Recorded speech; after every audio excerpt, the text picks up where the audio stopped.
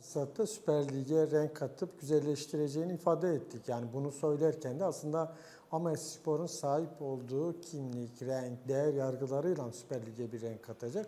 Tabii Amespor'un bu rengini, kimliğini, değerlerini oluşturan da hem bu kentin hem yaşadığımız coğrafyanın kendi değer yargılarıdır aslında. Kendi rengi, kültürüdür.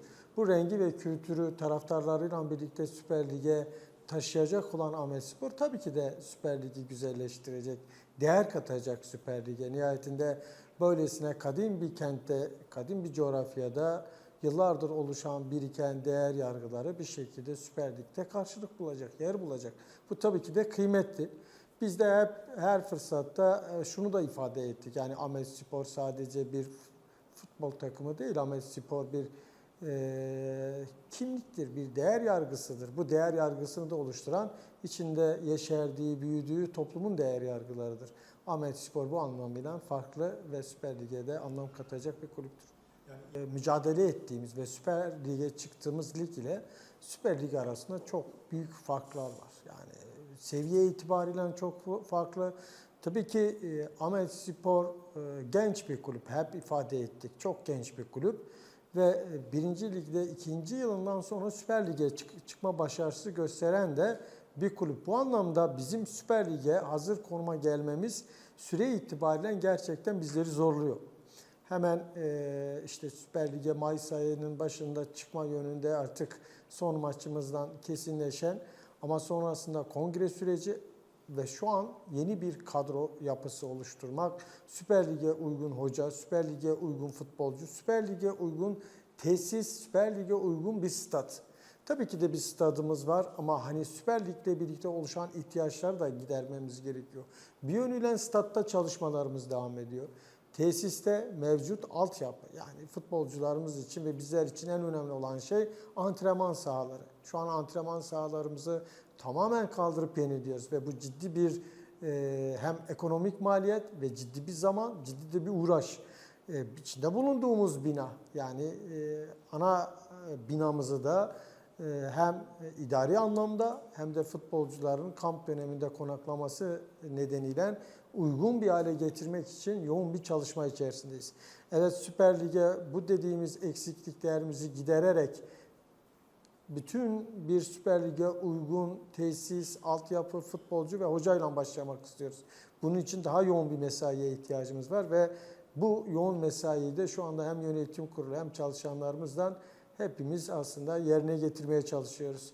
Tabii ki Süper Lig'de bir hedefimiz olacak. Ben hep söyledim, hedefsiz bir mücadele olmaz. Mücadelenizin bir karşılığı önünüze koyduğunuz hedeftir. Biz de Süper Lig'de tabii ki kalıcı bir takım ama kalıcılıktan kastımız üst sıraları zorlayan ve Süper Lig'de bilinen ve Süper Lig'de mücadele tarzıyla, oyun anlayışıyla iz bırakan ve bu daha da büyüyerek üst sıraları zorlayan bir kulübe dönüşmek, takıma dönüşmek istiyoruz. Bunun için çabalıyoruz ama dediğim gibi şu an teknik hocamızdan bu aslında yakın zamanda hocamızla anlaştık. Hocamızın bize sunacağı, Skype ekiplerimizin yaptığı hazırlık, futbol şubemizin yaptığı hazırlıkla yeni bir kadro yapılanması içerisindeyiz ve kamp sürecimize kadar bu eksikliklerimizi futbolcu transferleriyle giderip Süper Lig'e hedeflerimiz doğrultusunda bir hazırlık süreci geçirmek istiyoruz. Biz hocamızı transfer ettiğimiz zaman hocamızın öncelikle oyun anlayışının bize uygun olup olmadığını. Oyun anlayışı aslında biraz kentten, biraz o kentin futbol aklıyla, beklentilerle de şekillenen bir konu. Ama bizim taraftarlarımız her zaman iyi futbol oynayan, hücum eden, zevkli bir futbol anlayışını bekliyor bizden. Mücadele eden bir takım. Yani mücadele sonuç ne olursa olsun ama mücadele ederek kazanmak, mücadele ederek geri geldiğinde kaybetmek ama mücadele ruhunu asla kaybetmememiz gerektiği konusunda sürekli taraftarlarımızın bir beklentisi var. Tabii bunun için dinamik, genç, kolektif oyun anlayışına sahip ve hocanın oyun taktiğine uygun bir yapılanma içerisinde olacağız. Bu da tabii ki bugüne kadar ciddi bir hazırlığımız vardı ama bu hazırlık hocamızın oyun anlayışına göre uygun olan oyuncularla transfer politikası belirlenecek. Daha doğrusu transferler gerçekleşecek. Şu an biz burada bu röportajı yaparken yukarıda hocamızla birlikte Skype ekibimiz ve bizim bir transfer komitemiz, daha doğrusu transfer birimimiz var. İşte Sertaç hocamızın altyapıdaki diğer hocalarımızın içinde olduğu futbol şubenin, Skype ekibinin, bunlar bütün bu havuzda biriken ya da bizlere önerilen futbolcular üzerinden bir analiz, raporlama ve tabii ki ekonomik anlamda uygunluk gibi kriterlerle bir süzgeçten geçirilecek. Bizlere de, yönetim kuruluna da, transfer heyetimize idari anlamda bu işi gerçekleştirecek bizlere de ulaştırılır. Biz de gerekli görüşmeler, iletişimlerle o transferleri gerçekleştirmeyi hedefliyoruz. Ama dediğim gibi temel hedefimiz hem genç, dinamik yapılarıyla kulübe güç katacak ama aynı zamanda deneyim ve birikimiyle de futbol kariyerleriyle de kulübümüze katkı sunacak futbolcular. Ama her futbolcumuzun dediğim gibi o mücadele eden dinamik özelliğe sahip olması gerekiyor. Nihayetinde her takımda aynı zamanda liderlere de ihtiyaç var. Lider dediğimiz tabii ki de takımın ruhuyla da örtüşecek bir liderlik. Takımdaki mücadele anlayışını da sürükleyen liderlikten bahsediyoruz. Yani evet, modern futbol artık bunu gerektiriyor. Koşan, hem savunma yapan hem saldırı demeyelim de aynı zamanda ofansif oynayan, birlikte gidip gelen takımlar dönemini yaşıyoruz. Yani takım boyunun kısa olduğu ve buna katkı sunmak için de her futbolcunun tabii ki dinamik, hızlı ve mücadele anlayışına, mücadele ruhuna sahip olması gerekiyor. Bu tabii ki önemli bir kriter ama liderin de o vasıfta ve özellikte olmasına dikkat edeceğiz. Miktar şöyle, nihayetinde her kulüp biz transferler yaparak ya da işte ekonomik gücümüze göre transferler yaparak kulübü zor durumda bırakmamayı da önemsiyoruz. Çok yüksek borçlanmalarla transfer yapma gibi bir politikamız olmayacak. Evet, önümüze bir transfer bütçesi ama bu transfer bütçesinin de kaynaklarını oluştura transfer yapmak. Yani işte sponsor gelirleri, reklam gelirleri, işte bilet gelirleri, kombine gelirleri, bütün bu hesabımızı ekonomik anlamda bir planlama ve planlama dahilinde transfer. Bu anlamda işte şu kadarlık bir transfer değil. Evet, gelirimizi göreceğiz. Örneğin bugün bilemedik, yarın biz bir şekilde kombine biletlerimizi satışa sunacağız. Buradan beklentimiz eğer karşılanırsa, daha doğrusu kombineler ilgi görürse tabii ki transfer politikanıza da etki edecek. Çünkü transfer, ligin başlamasına 2 ay var. Kamp sürecimiz 20 ay ama kamp sürecine kadar önemli bir transferi bitirip kalan transfer kotamızı ise ilk kamp sürecinde takımı görüp, eksiklerimizi görüp ya da transfer ettiklerimizi görüp ona göre ilerlemek istiyoruz. Ama dediğim gibi bir şekilde kampa kadar ana omurgayı oluşturmak konusunda bir düşüncemiz var. Bütçemizi de ona göre tabii ki planlayacağız ama net şu rakamı dersek doğru olmaz. Sponsorluk futbol kulüpleri için en önemli gelir kaynağı. Biz Ahmetspor'un bu konuda sponsor bulma konusunda zorlanmayacağı düşüncesine sahibiz.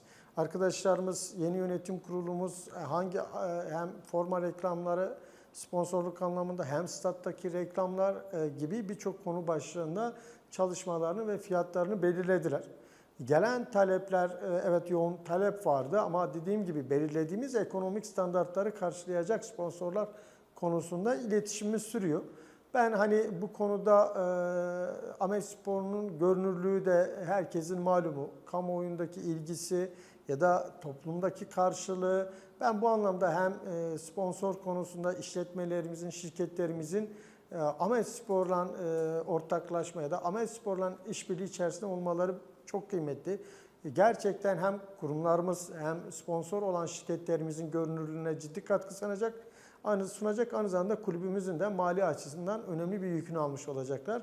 Ben buradan bir kez daha sizler vasıtasıyla da bu konuda hem yerel işletmelerimizin hem ulusal çaptaki işletmelerin Ahmetspor'la sponsorluk görüşmeleri konusunda daha girişken olmaları ricasında bulunacağım. Biz o sistemin tamamını kaldıracak, komple yeniden Süper Lig'e uygun, hiçbir sorun yaşanmayacak tarzda görüşmelerimizi, anlaşmalarımızı yaptık. Ciddi de bir maliyet. Ama dediğiniz gibi geçen yıl bu konuda çok müzdariptik. Daha doğrusu taraftarlarımız çok sorun yaşadı ve çok da şikayet iletildi bize haklı olarak.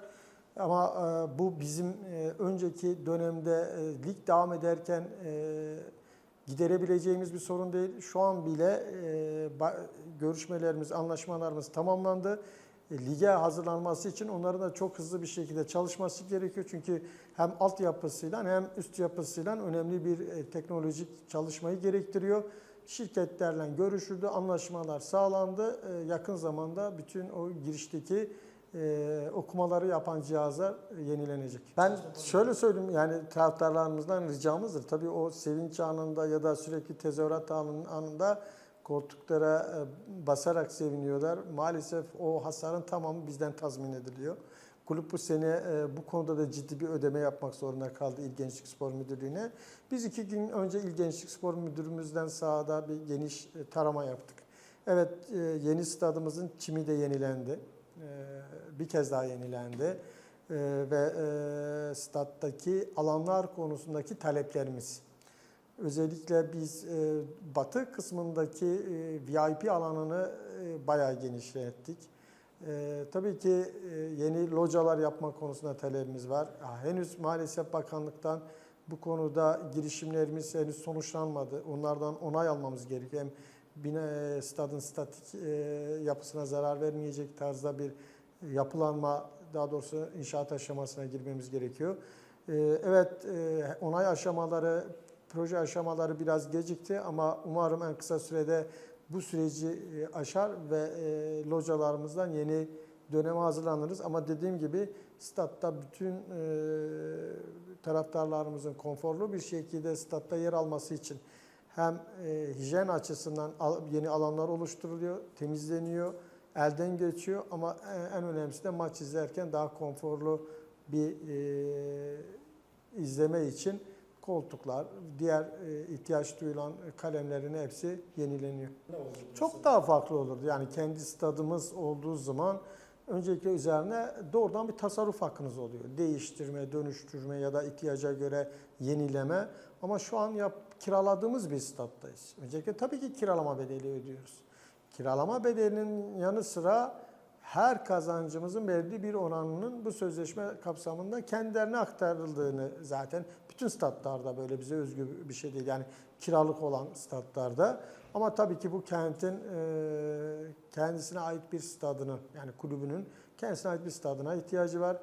Bu konuda mevcut stat'tan ilgili aslında böyle bir tasarruf olur mu? Ama bugünün ekonomik koşullarında Ahmetspor'un böyle bir tasarrufu olamaz. Ama uzun yıllara yayılan bir tahsis ya da kiralamayla Ahmetspor'un İl Gençlik Spor Müdürlüğü'nden dönemsel kiralamanın dışına çıkıp aslında uzun vadeli bir kiralamayla üzerine her türlü değişim dönüşüm konusunda tasarruf olan bir satın alma olmayacaksa değişime ihtiyaç var. Bu konuda gerekli bürokratik temaslarımız da olacak.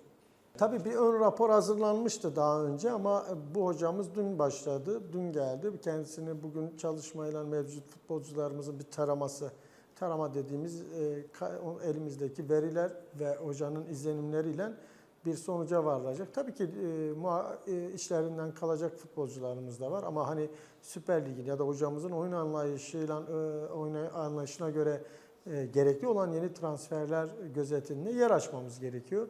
Bir şekilde evet devam edecek ve göndereceğimiz futbolcular da olacaktır.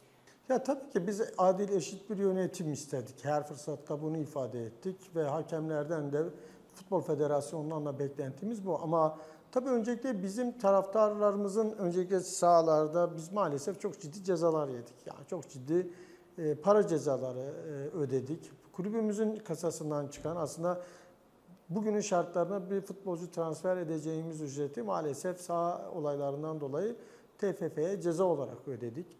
Biz bu anlamda hani kendi taraftarlarımızın öncelikle sahaya madde atmaması konusundaki ricamızı yeniliyoruz yeni sezonda. Çünkü Süper Lig, 1. Lig gibi değil. Süper Lig'de cezalar tamamen alt lige göre 2 kat daha fazla.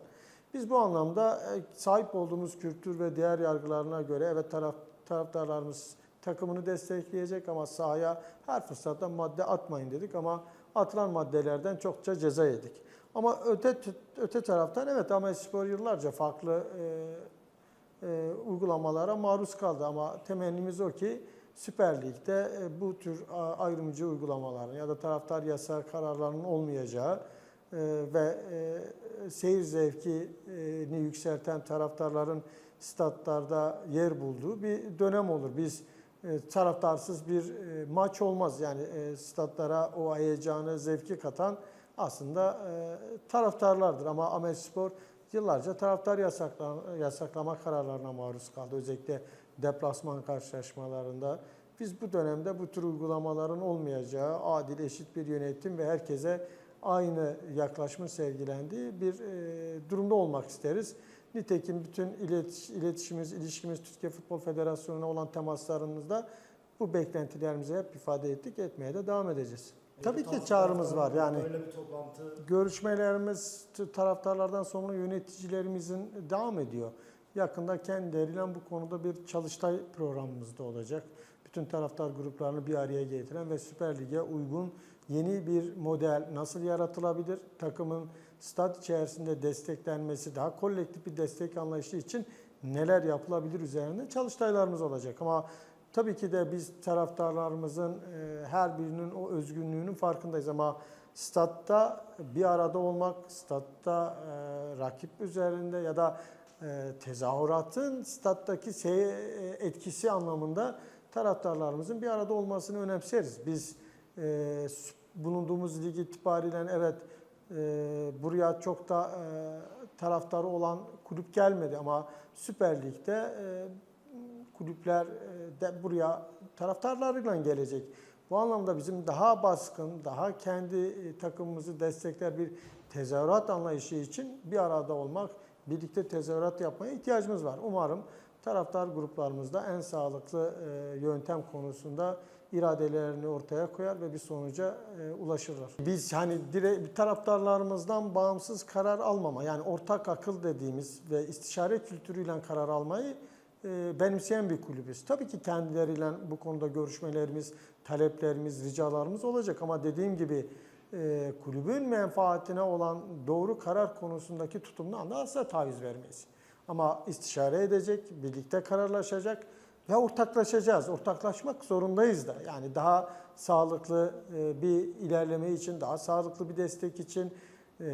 Çünkü artık milyonların televizyonda izleyeceği bir stat olacağız. Ya da diğer rakiplerin binlerce taraftarla gelip takımını destekleyeceği karşılaşmalar olacak. Burada takımımızın ya da taraftarlarımızın takımımızı sağlıklı desteklemesi hepimizin ortak yararı, ortak menfaati. Bu anlamda taraftarlarımızın da gerekli duyarlılığı ve hassasiyeti gösterip ortaklaşma konusunda bir irade ortaya koyacaklarından hiçbir şüphem yok. Tabii ki küfür, Ahmetspor statlarında küfür, cinsiyetçi küfürler asla olmamalı. Ne maçı idare eden hakeme yönelik ne rakiplere yönelik, evet bazen haksızlığa da uğrayabiliriz. Bazen yanlış kararlara da ya da bazen misafir takım futbolcularının ki geçmişte yaşandığı için bunu ifade ediyorum. Yani bu tür kışkırtmaları da olabilir ama biz asla kendi değer yargılarımıza, savunduğumuz ilkelere aykırı bir tezahürat ya da cinsiyetçi küfürle o statta o tür tezahüratlarla stadımızda görüntü ya da bir izlenim sergilememeliyiz. Bu bize yakışmayan bir tutum. Eminim ki önümüzdeki dönemde bu yönlü bir tezahürat da o statta yaşanmayacaktır. Bursaspor'la herhangi bir iletişim bu şeylerden sonra oldu Yok, mu? hiçbir iletişimimiz yok. Biraz gerçekçi olmak gerek. Yani her kulübün kendi ligi, kendi çalışma ya da kamp dönemleri gibi kriterleri esas almak gerekiyor. Tabii biz dünyada her kulüple iletişim halinde olmayı önemseriz. Tabii ki bize benzeyen ya da bizim de benzemekten ziyade bizlerin de sahip olduğu değer, yargı ve anlayışıyla mücadele eden takımlarla daha sıkı iletişim içinde olmak hepimizin beklentisi ve olmalı da. Tabii ki şu an Ahmetspor dediğimiz gibi sancılı süreçlerden geçiyor. Hazırlık süreçleri, Süper Lig'e hazırlanma gibi. Ama bu tür dediğiniz iletişimleri, ilişkileri de güçlendirecek bir mekanizmaya iyi yaratmamız lazım. Nitekim Bu konuda bu dönemde özellikle Ahmetspor'un dış ilişkileri geliştirme konusunda bir departman oluşturduğunu, bundan sonra yönetim kurulu üyeleriyle görevlendirme yaptığını kamuoyuyla paylaşmıştık. Ben bu ilişkilerin daha sıkı, daha sağlıklı yeni dönemde ilerleyeceğini düşünüyorum. Tabii bağış kampanyamız devam ediyor ama maalesef bağış kampanyasından çok istediğimiz sonucu alamadık. Ama hani Ahmetspor'u ayakta tutan, biz hiçbir zaman büyük ya da küçük destek ayrımına gitmedik. En küçük desteğin de bizler için çok kıymetli olduğunu, o dayanışma ruhunu güçlendirdiğini, aidiyet hissini yaygınlaştırdığını hep ifade ettik. SMS kampanyası başlattık ama çok beklediğimiz gibi ilerlemedi. Tabii yeni modeller, yeni destek alanları yaratmamız gerekiyor. Bu konuda da finans birimimiz, kampanya birimimiz gerekli çalışmaları bu dönemde de yapacaktır. Kombine şu, tabii statta bu dönemde önceki dönemlerde olduğu gibi maalesef stat kültürümüzde biraz sıkıntılar da yaşıyoruz. Daha doğrusu stat kültürümüzü tam oturtamadık. Özellikle yerler konusunda. Biz yeni dönemde bunu daha sağlıklı ilerleteceğiz. Her bilet sahibinin numaralı ve oturması gereken yerde maçı takip etmesi konusunda gerekli hassasiyeti göstereceğiz. Tabii ki de kombineler bir kulübün en önemli gelir kaynağı. Çünkü sezon başında satışla aslında transfer politikasınızı da güçlendirecek ya da transferlerinizi hızlandıracak, güçlendirecek bir kaynak. Evet, bugün itibariyle bu kombine satışlarımız başlayacak. Ben tüm taraftarlarımızdan Ahmetspor'a en büyük desteğin, maddi anlamda desteğin bu kombine alımı konusunda olacağını. Çünkü birçok mücadele ettiğimiz kulübün çok kısa sürede kombinelerini tükettiği gerçekliğiyle hareket etmemiz lazım. Bizim de Ahmetspor'a sahip çıkacak, maddi anlamda güç katacak kombine alımları konusunda